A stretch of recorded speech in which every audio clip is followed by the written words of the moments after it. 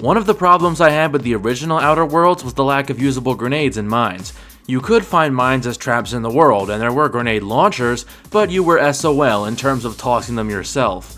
So when I heard the Outer Worlds 2 had grenades and mines, I was mildly pleased. And now I'm gonna try to beat the game with them. Grenades and mines are supposed to be secondary tools that you use to set a trap or make an opening in a fight with. They aren't meant to be your main method of attack. So let's see if they can be. Can you beat the Outer Worlds 2 with only explosives? The rules are simple. I'm only allowed to inflict damage with grenades and mines, I'm not allowed to bring companions with me, and I must play on normal difficulty. Even on normal, you take a fair amount of damage in this game, and all a higher difficulty setting would do is create unfun bullet sponges. Now, with all that out of the way, let's get started. The premise of this game is that we're an agent of the Earth Directorate, a group that fights against corrupt corpos and tyrannical governments. We're in a different colony after the events of the first game, where we have to find out why the skip drives that let ships go faster than light are causing rifts in the space-time continuum. I don't really know what I was doing with my character. I think I wanted to make him look like the human equivalent of a stick of dynamite. I choose ex-convict as my background to explain my propensity towards explosives, and choose innovative and nimble as my positive traits. Innovative lets me craft twice the amount of explosives with the same amount of materials, and nimble lets me move faster in combat, which could be useful for avoiding my own explosions. I choose abrasive as my negative trait, as I probably won't be talking my way out of things anyway. As for my tag skills, I choose explosives, obviously, and hack, although I ended up changing hack to science later. Science affects elemental damage and lets you use TTD more often, so it'll be one of my main skills this run. Say hello to Dyna Mike, everyone. Speaking of TTD, my buddy Niles here explains how it works. You know how parts of your brain can become damaged if you're in suspended animation too long? It kinda does the same thing. Essentially, it's a tactical brain rot device. DeVries then outlines our mission to steal a skip drive from the Protectorate, which is basically the 1984 faction, but when Helen cracks a joke, "We infiltrate corrupt governments before breakfast most days," she has a reasonable crash out. You know what I've sacrificed? What I'm prepared to sacrifice still? I spent the better part of a year laying the groundwork for this mission. I don't need a team led by some convict fouling it up. Oh, did you say something? I wasn't listening. How dare you? This is why I love the abrasive trait. As we touch down, I accidentally activate some robotic security while trying to find a way forward. Since I don't have any explosives yet, I just have to sneak past them. In fact, you don't get any grenades or mines in the prologue period, so sneaking or running past enemies is my only option. You do get some distraction devices to lure enemies, but I never really used them more than once or twice. At the very least, I'm invulnerable while I reprogram these robots. Well, straight to it then! Commander, this wasn't part of the plan. Soon after, Niles does the thing that I love the most. He explodes.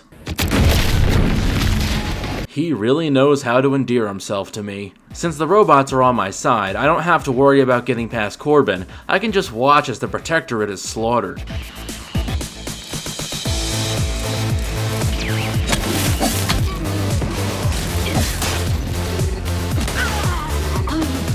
I use my explosive skills to deal with the next few, run past the rest, and catch up with DeVries. Cover! Boy, damn it! Can't you get anything right? You were supposed to be dead already! I should have known an ex-convict would have a knack for self-preservation. Oh, an infuriating miscalculation on my part, but one that will soon be rectified. So that wasn't a crash out earlier. She's just like that. Got it. She makes the experiment go boom in a big rift, and while I can always appreciate a good explosion, she's still gonna pay for her betrayal. I escape in a hibernation pod and am frozen for 10 years. There is an upside to this, however. Explosive sound out. Oh boy, do I get to explode at the cellular level? Oh, I'm fine? Lame. I level up for the first time, putting a point into explosives and one into science. Most of my skill points are going into these two skills, with a few in sneak here or there, so I won't go over them every time. For my perk, I go with Tossball Winger, making my explosives damage and stagger enemies on a direct hit. This means if I hit someone with a grenade, they'll be staggered and won't be able to escape the blast. I grab everything on the ship, such as Rookie's Reward and the safe in my room, but this is just for materials and bits, and then touch down on Paradise Island to infiltrate the Vox Relay, which is where DeVries was last stationed. Heading into the company town of Fairfield, I walk in on a meeting with Mom from Futurama. Your yipping reminds me of my 2 old canids. I loved those canids. You, on the other hand, are trying my patience. We don't want to try Auntie's patience, do we? No, Auntie. And then I'm commercially accosted by a human version of Spamton. Allow me to introduce myself. I am D.B. Milver Street, Minister of Marketing, Duke of Demographics, Commercial Condottiere, President of Promotional Material. Tell me, do you believe in science? I decide to work with Car instead, as she has a more violently enthusiastic disposition that aligns with my goal of blowing shit up. She wants me to sabotage the Protectorate's automech facility, but to get in, I'll want to grab a pass from the Ministry of Accuracy. Before that, I do some odd jobs around town, namely exposing some Protectorate basement dwellers. What an odd thing to die for. Apples. Advance! Is that it? Grenade! Serve this operate. Finding some more info on DeVries, and using my impeccable science skills to activate some sky mines. What just happened? Ain't no science like I ever seen. Which even gets me some more grenades as a reward. This lady gets me. I then head to Spire Grove, where Tar Heel from Morrowind jumps to his death. Don't fret, with these boots I can fly! Jackson! Jackson! However, I think he deserves to go out with more of a bang. I can fly! Hey, Jackson! You're too young to be a crater in the dirt! Correction, it wasn't the fall that killed him, it was the sudden mine at the end. With the plasma boots he had, I now have access to a double jump, letting me climb up the spire and rescue his buddies stuck up there. At the Ministry, I have to use my grenades wisely against the Raptidons, as they're fast and can easily outrun the blast. It is quite fun bonking a grenade off of them to kill them before it explodes, however. Inside, I meet an Auntie's Choice soldier named Inez who makes a reference to the first game. Hey you! Get over here before you get yourself killed! Hey! Get over here before you get yourself killed! But since I can't bring companions, I just ignore her. As the Raptidons in here show me, I'm gonna have to be more careful with my grenades and lead targets into them, as I use up all my frags and have to switch to shock grenades. At least the pass is in the first room, so I can reserve what I have left. On the way to the Automech Center, I kill some crabs and then scrap a Dragoon for parts, which will save me some time in the upcoming quest. This girl wants help with a gadget that shields against Zeranium, a highly toxic power source. Since I already have the part needed, all I have to do is get a sample of the stuff. This levels me up, where I get the diffuser perk so any mine I defuse is added to my inventory. Might not seem that great, but trust me, it'll become very useful soon. I use the shield to get through a building laced with Zeranium and forcefully shut down the flow to sabotage the facility. What have you done? The Zeranium now spews from the hangar more thickly than ever.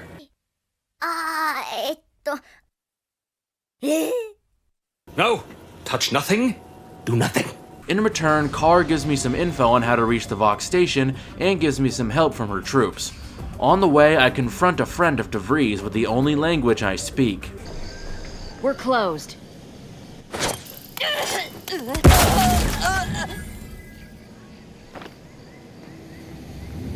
And stumble across a minefield. Most people would be cautious here, but for me, it's like being a kid in a candy store.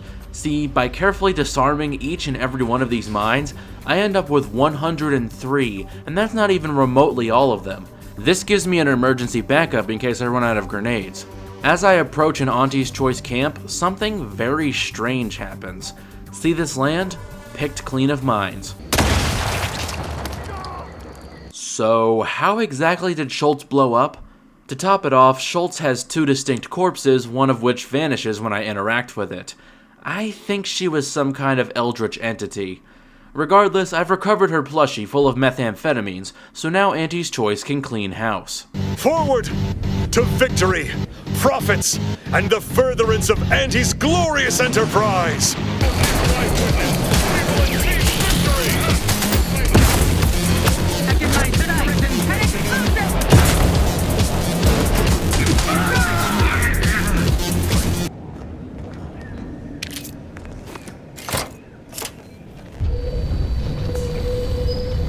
Inside the armory of this place is where we find the most important piece of armor for this build, the bomb suit. It reduces explosive damage by 90%, essentially letting us use grenades and mines at point-blank range with no downside. Not only that, but we can shrug off enemy explosives without a scratch. By switching to armor with better combat sprint speed, using the shield gadget, and timing a puff of my inhaler, I can head straight inside without having to waste a bunch of grenades. Then it's just a simple matter of blowing fools to bits.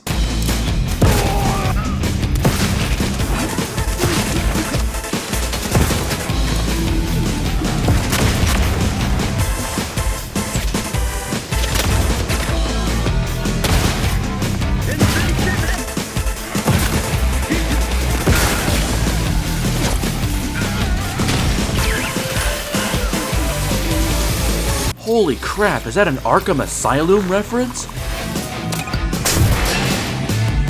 In the process, I level up, getting the Electrotherapist perk. It lets me electrocute enemies a lot easier, which is good because I have lots of shock grenades that need chucking.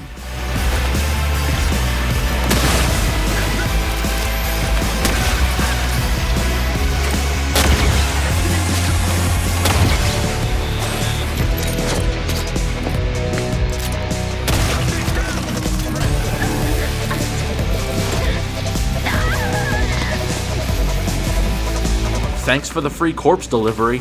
As for Brigadier Montelli, since he likes using his shock machine gun so much, I give him a taste of his own medicine.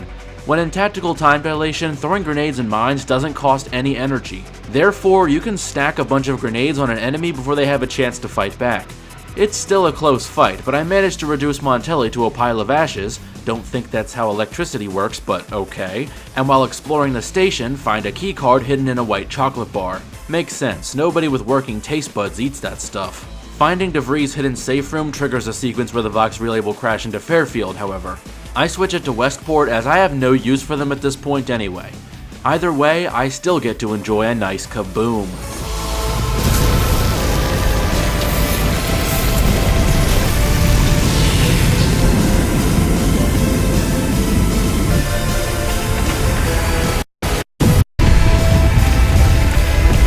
With the job well done, I head back to my ship only to be stopped by a courier for the Order of the Ascendant, a cult that believes the whole universe is a math equation and that it's humanity's duty to solve it. May all your endeavors come to fruition.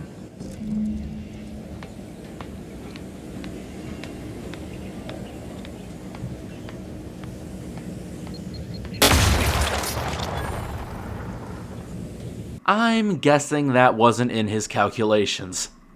The leader of the Order invites me to their homeworld, and when I get there...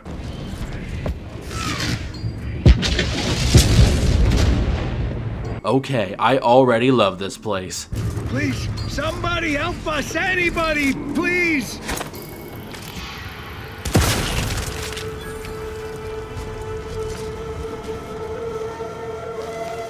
What is it with people turning into eldritch beings when they die? Reaching Matriarch's Mercy, the HQ of the Order, I talk with Abbott and Dr. Wally about two locations I should check out, the mines and the N-ray range. In the mines, I have to find out who made that explosion earlier. In the N-ray range, I might find out more about DeVries' plan. I start with the mines, simply because they're closer on the map. Inside, we have Proctor Sabota, the one in charge, and Initiate Alva, a supposed rookie who has locked herself away and gotten two of the guards killed. Well, obviously, the most suspicious one is going to be innocent, so I side with the one who actually caused the explosions because I like blowing things up. I place some mines at her door for when I inevitably turn against her, but when I return from my first investigation... Yeah, I didn't think about the guy who spawns at the door. On my next try, I forego the mines for now in favor of playing detective. I use my ex-convict background to find some forged records, use my innovation to detect some tampered wires, and use my shield gadget to investigate and shut down a uranium leak. None of it really matters though, as my mind was set from the beginning.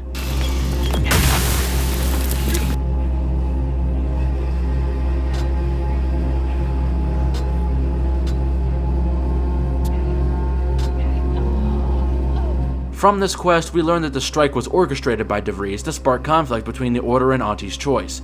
What's better, I level up, getting the secret recipe perk that makes my explosives do full damage regardless of their proximity. Next is the N-ray range, but on the way, there's another piece of equipment I'd like to nab. In a scrapper camp, I first run around and litter the place with mines, then use shock grenades to pick the robots off while the mines trip up anyone trying to fight back. I then pick off the stragglers with more shock grenades before facing the ringleader, Jan Dunsany. Entering TTD, I stack a ton of grenades at her feet and blast her into a fine paste before she can do much. Even if she had fired at me, my bomb suit would have absorbed almost all the damage. I use her key to get the bomb suit helmet, which builds up a secondary bar of temporary HP as you inflict explosive damage.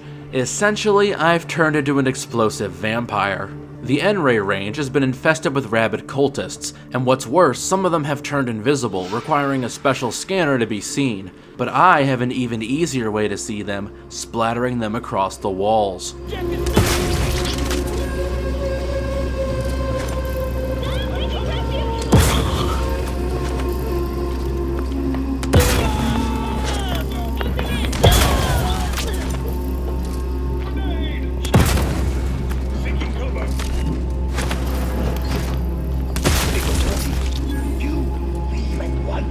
We also come across some invisible traps I can disarm thanks to my explosive skill, and a Resident Evil-ass laser grid that can be easily switched off. Now, we come to the man we've been looking for, Victor, an associate of DeVries. Gary! There's a bomb strapped to my chest!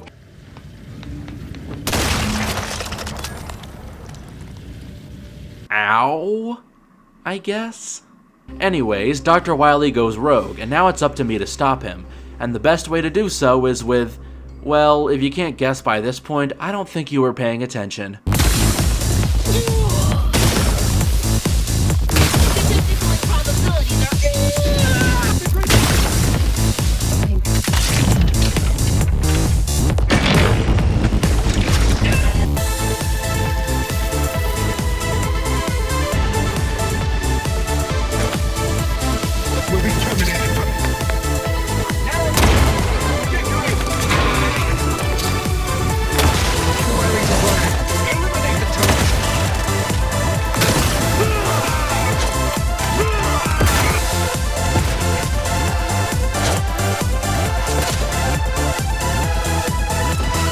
I level up, getting the Incendiary Chef perk. It allows me to make volatile grenades that do a lot more damage, but have the potential of exploding in my hand. I'm literally playing hot potato with my enemies now. Wily himself is being constantly healed by a giant device, so I have to destroy it before I can do anything. The battle is quite tricky as I have to juggle damaging the device with taking out his lackeys and healing if needed.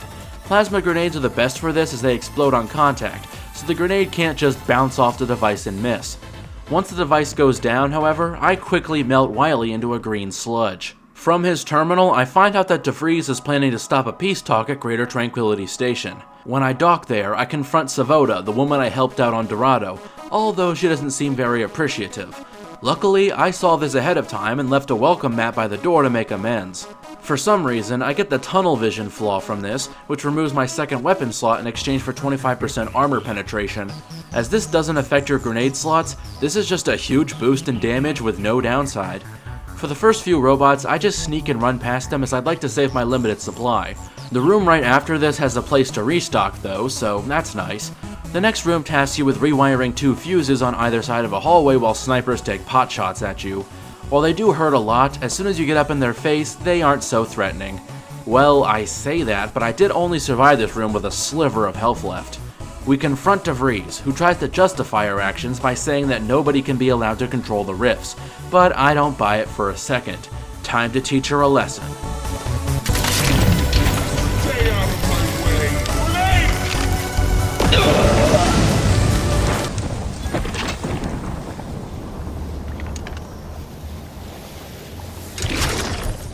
Huh. That was surprisingly easy. I was expecting a epic boss fight or something. Anyways, grabbing the data I can use to stop the rifts makes the rifts very angry, and they try to stop me. A Metroid-style escape sequence later, Tranquility Station is torn apart like wet tissue paper, and now we have to find a way to stop the rifts before they destroy the entire galaxy. To that end, we head to Traitor, where the Protectorate has developed a way to stabilize them. The quickest way to get to the other side of Traitor is through the automech facility, so I head straight there. As you'd expect, it has plenty of mechanical security, which can be easily dealt with using shock grenades. As for the troops inside, Protectorate like to pop out of holes in the walls, so...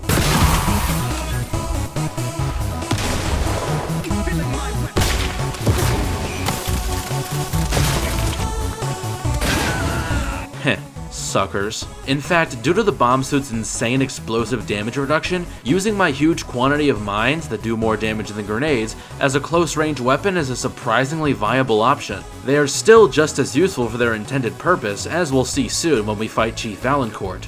For now, some basic frags are more than enough to reach the rift modulator, which allows us to open the rifts found throughout the game to spawn in platforms and other goodies. Does such bravado normally advance your agenda? Yes. Yes, it does.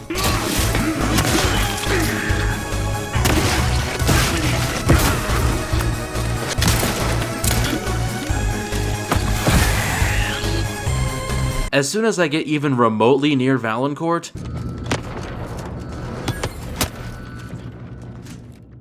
the mines take out his robot, most of his backup, and leave him at very low health, where he's quickly finished off along with the rest of his cronies. Doing all this plus helping Dr. Hurley levels me up, getting me the bullet shield perk. It makes you more resilient in exchange for making enemies target you over your companions, but since I can't use companions, there's essentially no downside. I can then head to Cloister and begin helping the Order reach and take back the archive, which is needed to process the rift data so we can stop them. I'm siding with the Order because their missions are a lot more straightforward than Auntie's Choice, and you don't have to travel between the Undisputed Claim and back to do them. The first mission is to kill a bunch of Rift cultists in Newton, which is where the bridge to the archive is anyway, so it's basically a freebie. On the way, I blow up some Protectorate to save a few Order prisoners. At this point, I have enough money and supplies to make as many grenades as I need, so I don't really have to worry about wasting them. The innovative trait really saved my ass this playthrough. Since I'm gonna need to clear out Spireton later, I might as well get that over with as well. At this point, my explosive skill is so high that most enemies go down to 1 or 2 grenades, and if things get too hot, I can use shot grenades to pick enemies off with DOT while I hide in safety. Don't get me wrong, there are still a few close calls. Even on normal difficulty with heavy armor and the bullet shield perk, enemies can still kill me very quickly. But the bonus health I get from the bomb suit helmet acts as a cushion to absorb any mistakes I make. Soon, Spireton is liberated, and I head out to do the same thing to Newton. I use plasma and frost grenades here, as a lot of cultists are either fast or sniping me from the rooftops, so grenades that explode on impact will prevent them from dodging my explosions or my grenades bouncing off and missing. Eventually, I go back to playing Mine Frisbee to hilariously effective results.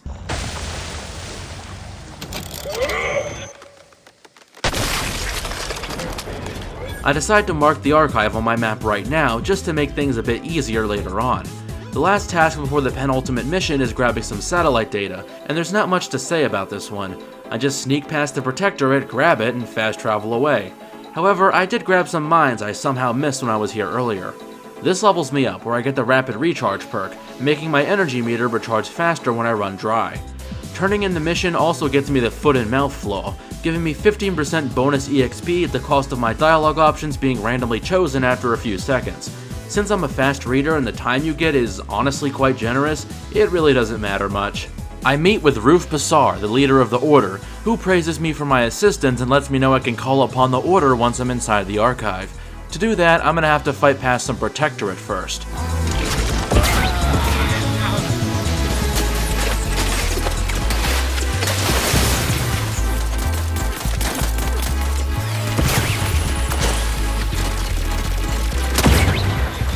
Give them explosive diarrhea.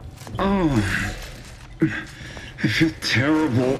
Everybody who ate the latest Crabble rations fell ill. Rumor is somebody died. Oh, was it me? Feels like it was. Another lost! An explosive! And kill a guy with a sprat stuck to his head because I can't be arsed to do his side quest. With that, the Order swoops in to act as good little cannon fodder, I mean trusted and respected allies, in my fight against the Protectorate. Also, it seems like the explosive diarrhea was contagious. Oh, what was in those rations? To restore the archive, we first have to extract a data brick, which requires us to head into the underground to fight, what else, more Protectorate. This lady attempts a cheeky ambush on me, but it doesn't quite pan out for her. I won't cause trouble, just please don't hurt me.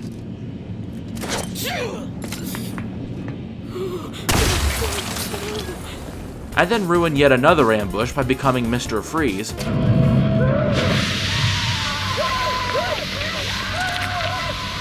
What killed the dinosaurs?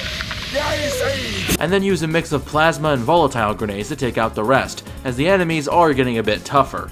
Seems like a terrible idea to use explosives in the giant computer system with 5 million different parts, but I'm sure it'll turn out fine. I level up from this, getting the Shrug It Off perk to give me even more temporary health when I start combat. Combine this with the health I get from the bomb suit helmet, and I'm pretty much as tanky as I can be. The next two steps are to enable punch processing and fix up the reactor. The reactor is guarded by a huge mech like Ram from the Outer Worlds 1, but I can block off reinforcements and freeze some of the goons to make it easier. Then I just slow down time and chuck a ton of shock grenades at him at once, stacking the damage over time like crazy, and then use volatile grenades to finish it off. As for punch processing, it's a simple platforming puzzle with a few mana pillars that aren't so much of a threat, so nothing to note there. There is, however, a tiny little problem I neglected. See, if you don't repair thermal transfer, the archive will melt down, and for some godforsaken reason, the only dialogue options you have are to flat out admit this to the Order, who practically worships this computer like a god. Needless to say, they aren't too pleased. Seriously, why is there no option to lie to them and then run away before they realize what's wrong? I reload a save, and this time I prepare for when I inevitably betray them. Error, which dictates error. Commander, this unit advises returning to the incognito. Follow up on your newly acquired data. Bye, suckers! Well, I guess I'm doing the final mission solo. Oh well, that's what all this ordnance is for. Horizon Point Station, the place we went to in the prologue, has recovered from being swallowed by a rift. What's more, the console ship is investigating the matter, giving us a chance to strike at the heart of the Protectorate and stop the rift crisis as part of the bargain. The enemies here are essentially quantum zombie Protectorate that have been shat out of the rift in an imperfect form. I don't think there's anything special about them besides maybe having more health, which is kind of a shame, honestly. Would be cool if they had some sort of teleportation or temporary intangibility to spice up combat. After fighting past a bunch of them, I find Helen Pascal, one of my former teammates, although in a less than coherent state. Helen, you kinda got something on your, everything. She doesn't listen to reason, however, so I'm forced to put her down. Soon, I come to a rift hazard that I have to shut down to proceed. By using my explosive skills, however, I'm able to break into a guarded room and then learn the formula to do so. The console's flagship isn't too hard as you can run past a lot of the enemies, and this robot even knocks me onto a higher platform to save time. Seriously, I didn't plan that, but that was awesome. My final perk for this run is Demolitionist, which gives all my explosives a 50% larger area of effect. This means I basically don't have to aim, when you factor in the enclosed spaces I'm fighting in. There's a lot, and I mean a lot of robots in the next room, but it's nothing my shock grenades can't handle.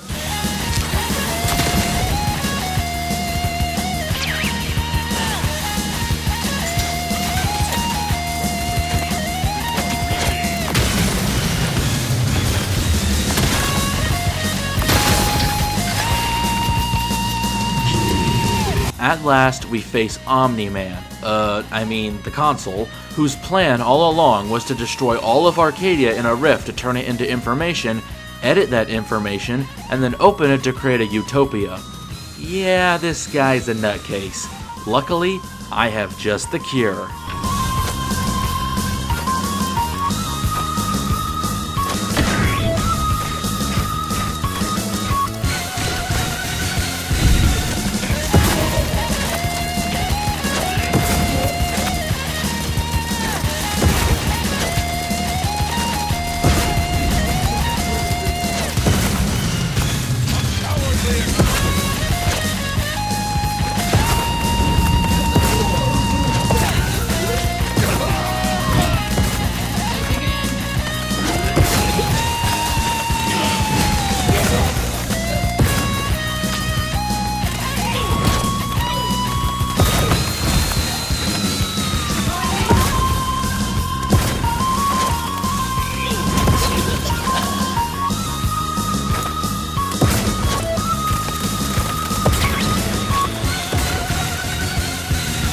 I surround the console's body with as many landmines as I bothered to place and then give him the send-off he deserves.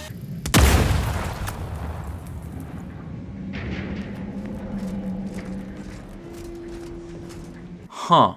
His corpse is annoyingly durable.